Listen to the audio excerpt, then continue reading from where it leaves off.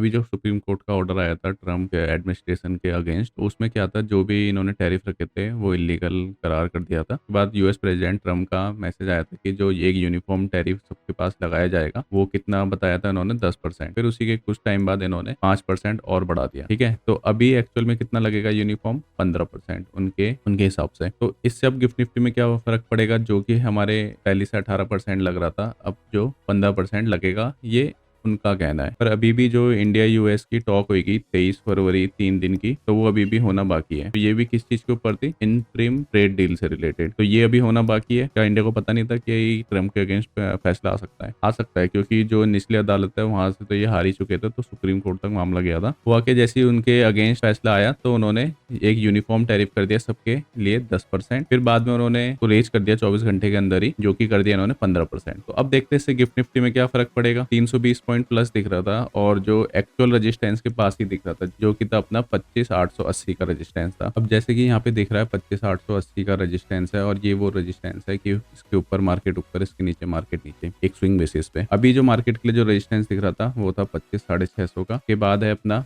25,780 का रेजिस्टेंस है। ठीक है, और जो सपोर्ट वाली रेंज है वो है अभी 25,400 की। और अगर गैप अप खुलती है मार्केट तो फिर वो मे बी वहां पे सस्टेन ना करे। ठीक है, क्योंकि अभी ना ग्लोबली क्या है, अनसर्टेनिटी रहेगी इस टैरिफ की वजह से। ट्रम्प के लिए ये कहा जाता है वो अनप्रिडिक्टेबल है, और इसके साथ साथ वो फ्लेक्सिबल है। फ्लेक्सिबल क्यों? अभी उन्होंने बोला था 10%, फिर 10 से कर दिया सीधा 15%। तो ये फ्लेक्सिबिलिटी बहुत इंपॉर्टेंट है। इसकी वजह से क्या हो रहा है, आप कितना भी कर लो, एक तो वो उस पोजीशन पे बैठे हुए हैं जहां से चीजों को मैनिपुलेट कर सकते हैं, अपनी वर्चस्व दिखा सकते हैं। जब भी आप ना ओवरनाइट पोजीशन लेके जाते हो तो अपना रिस्क मैनेजमेंट करके चलना चाहिए। ओवरनाइट पोजीशन के लिए मेरा ये सोचना है कि आपको स्क्रीन पे 6 घंटे का टाइम मिलता है, तो आपको वहां पे तेजी मंदी करनी चाहिए मार्केट में। अब देखते हैं मंडे को कहाँ खुलती है मार्केट, और बाकी न्यूज भी सर्कुलेट होने लग जाएगी, क्योंकि 23, 24, 25 को इंडिया और यूएस की टॉक है।